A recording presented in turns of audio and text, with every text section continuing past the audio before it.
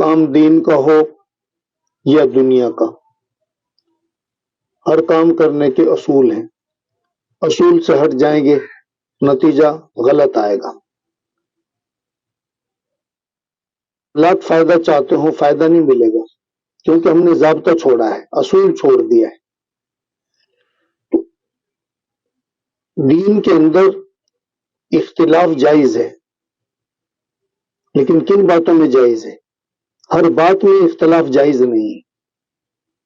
جن باتوں میں اختلاف جائز ہے تو اس کے بھی کچھ آداب ہیں، یہ نہیں کہ بے مہار ہو کر اختلاف کیا جائے۔ اصولوں میں تو اختلاف قطعاً جائز نہیں ہے، فروعات میں جائز ہے، لیکن وہ بھی دوسروں کی عزت و احترام کے ساتھ۔ اختلاف حدود میں رہ کر کریں گے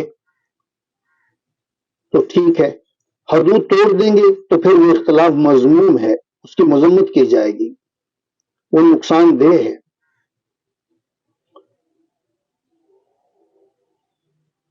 بے مہار اور اندھا دھند اختلاف، بے مہار اور اندھا دھند اختلاف، اس کا سبب کبھی سینے کا بغض ہوتا ہے، پتہ چلتا ہے سینے کا بغض نکلتا ہے، کبھی وہ زبان کی بے احتیاطی ہوتی ہے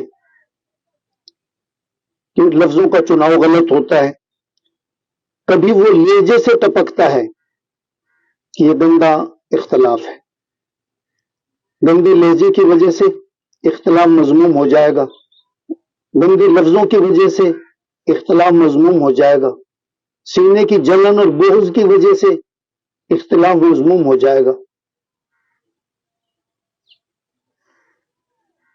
اور دونوں کے نتائج بالکل مختلف آئیں گے۔ ایک سے خیر اور صلاح ظاہر ہوگی، اور دوسرے سے شر اور جنگ و جدال، لڑائی جھگڑے وجود میں آئیں گے۔ ایک اختلاف سے اختلاف کرنے والے کی جان کا بھی بھلا اور جہان کا بھی بھلا ہوگا، اور ایک اختلاف سے اختلاف کرنے والے کی جان بھی ہلاک ہوگی، جہان بھی ہلاک ہوگا۔ اب اختلاف کے چند نمونے دیکھیے۔ پہلی مثال حضرت عبداللہ بن عباس اور حضرت زید بن ثابت رضی اللہ تعالیٰ عنہ کی۔ حضرت عبداللہ بن عباس اور حضرت زید بن ثابت رضی اللہ تعالیٰ عنہ کے مابین ایک مسئلے میں اختلاف تھا، وراثت کے مسئلے میں۔ حضرت عبداللہ بن عباس رضی اللہ تعالیٰ عنہ کبھی کبھی فرماتے تھے کہ میرا دل چاہتا ہے کہ حجر اسود پر ہاتھ رکھ کے حضرت زید اور ان کے اس مسئلے میں اتفاق کرنے والے لوگ وہ بھی آ جائیں، ہم بھی آ جاتے ہیں، حجر اسود پہ ہاتھ رکھ کے ہم کہتے ہیں جھوٹے پہ اللہ کی لعنت، مباہلہ کرتے ہیں۔ گویا ان کو اپنے مسلک پر اتنا اعتماد تھا۔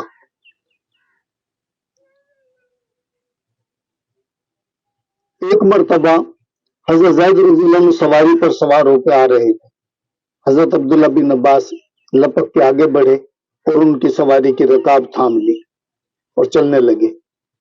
حضرت زید رضی اللہ عنہ نے کہا کہ اے عبداللہ، رسول اللہ صلی اللہ علیہ وسلم کے چچا کے بیٹے، رکاب چھوڑ دو۔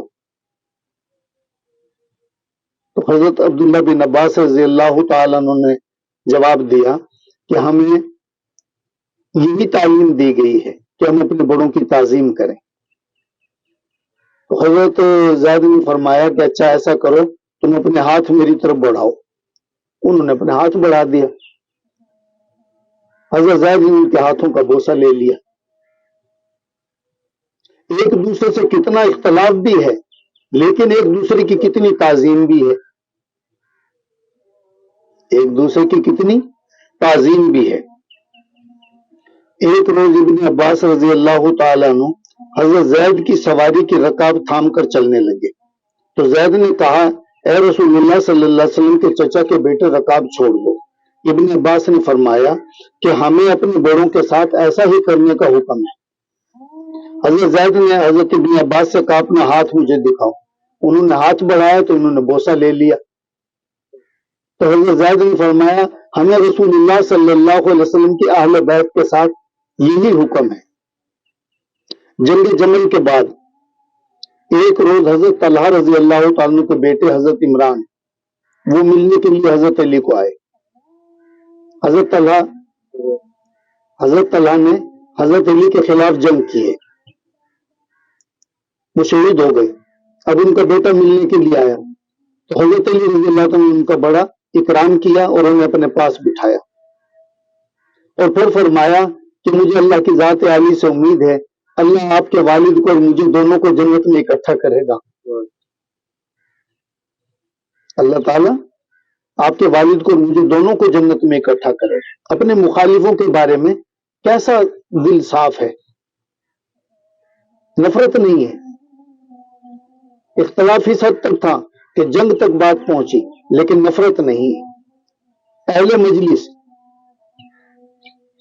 میں ایسے لوگ بیٹھے ہوئے تھے جنہوں نے محمدی تربیت نہیں اٹھائی تھی، حضور صلی اللہ علیہ وسلم کی تربیت سے نا آشنا تھے،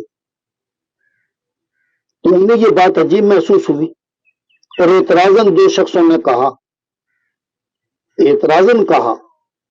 کہ اللہ عادل ہے،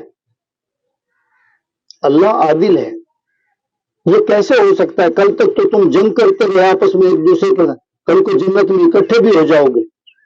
حضرت علی رضی اللہ عنہ کو غصہ آیا اور غضبناک ہو کے کہا کہ میری مجلس سے نکل جاؤ، اٹھ جاؤ، تم میری مجلس کے قابل لوگ نہیں اور کہیں دور نکل جاؤ۔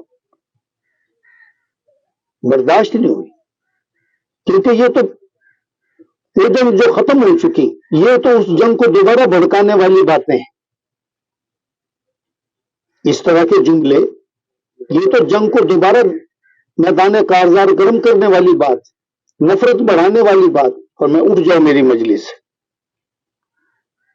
اور پھر حضرت علی رضی اللہ تعالیٰ عنہ نے حضرت عمران سے ان کی والدہ کے بارے میں، ان کے گھر والوں کے بارے میں، ان کے غلاموں کے بارے میں، ان کی بہنوں کے بارے میں فردن فردن ایک ایک کا نام لے لے کر خیریت پوچھتے رہے۔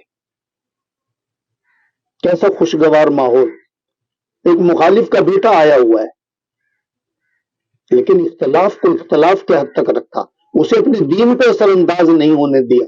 ہم نے تو اختلاف کو مخالفت بنا چھوڑتے ہیں، دشمنی میں تبدیل کر دیتے ہیں، اپنا دین بھی داؤ پہ لگا دیتے ہیں، اپنے اخلاق برباد کر دیتے ہیں، دوسروں کی عزت اور وقار کو خاک میں ملاتے ہیں اختلاف کے اندر آ کے۔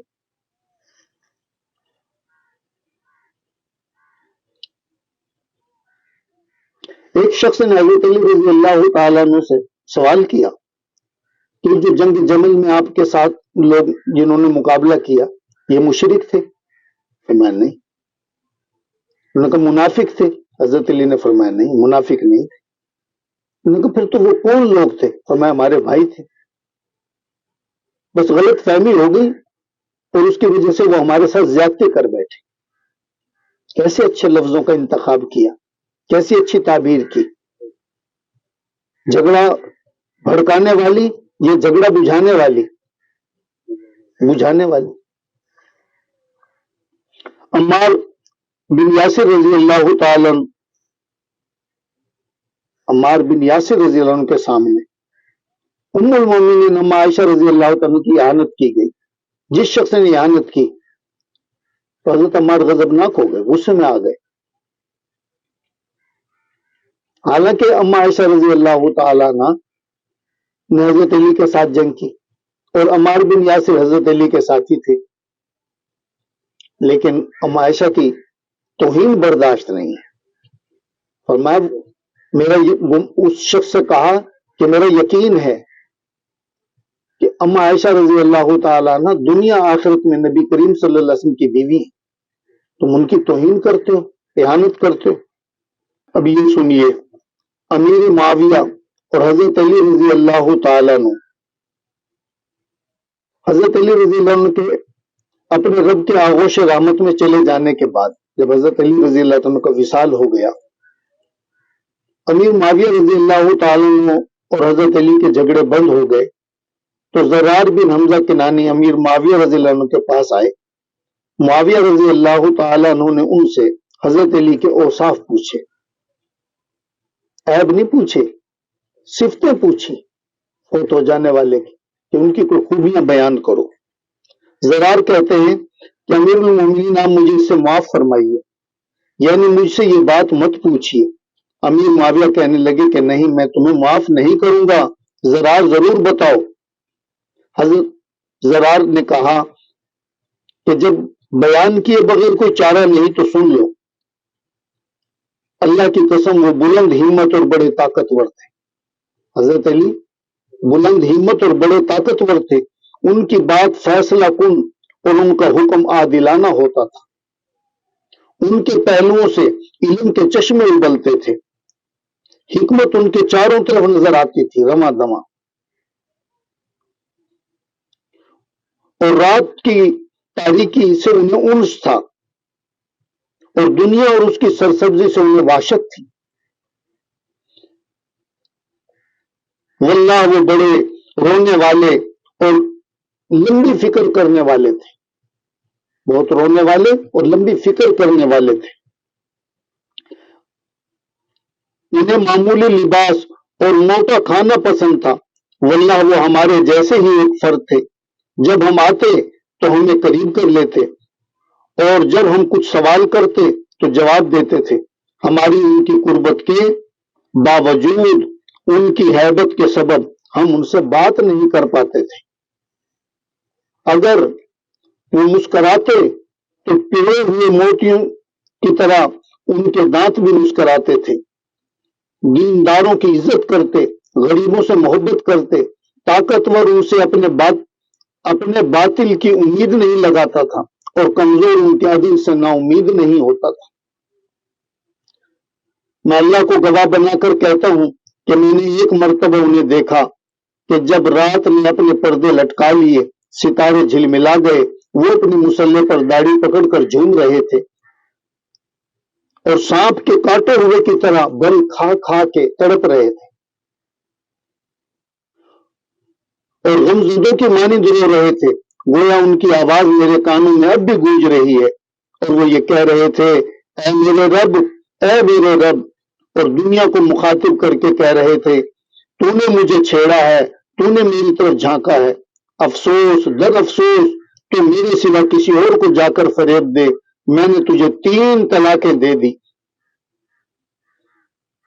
اے دنیا تیری مجلس حقیر ہے، تیرا خیال معمولی ہے، آہ آہ، توشے کی کمی، سفر کی دوری اور راہ کی وحشت۔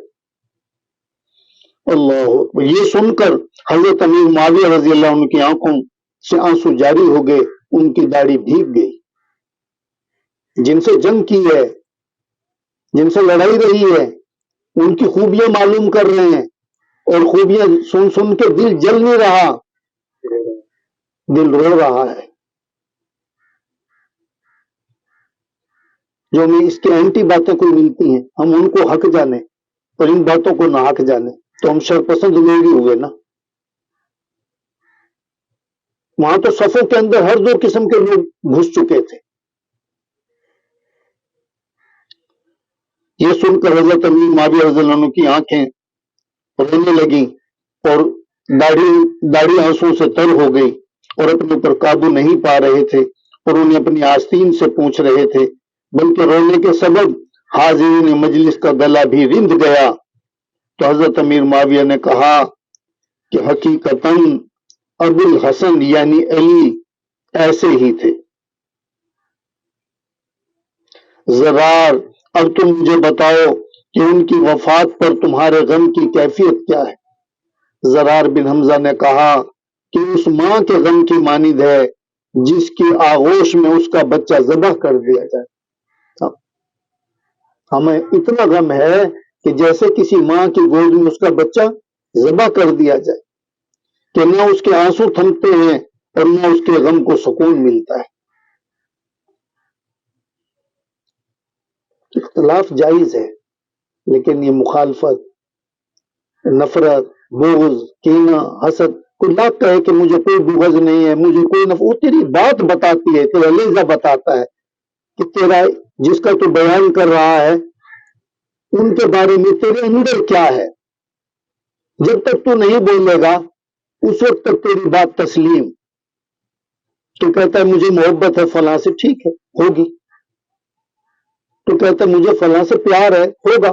لیکن جب تم بولے گا تو بولنے کے بعد پتہ چلے گا تیرے اندر واقعی محبت ہے یا نفرت.